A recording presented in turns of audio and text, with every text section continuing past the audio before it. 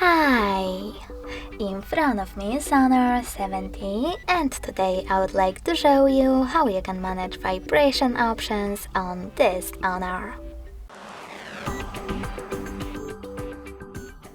First of all, go into settings.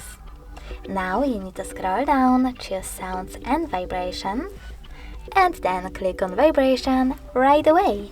This way you mute your device completely, leaving only vibrations. When you're ready, scroll down and tap on phone ringtone. Then click on vibration section for SIM 1 and SIM 2 and select the best vibration pattern by clicking on it.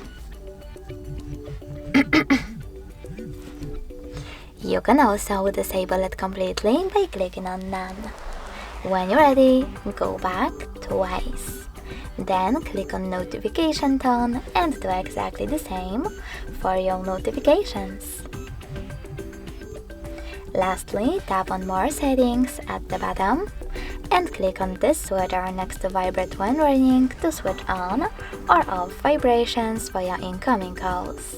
You can also click on this one next to System Haptics to enable or disable vibrations for key system events and interactions. Thanks so much for watching. If you enjoyed this video, leave a like, comment and subscribe. Bye!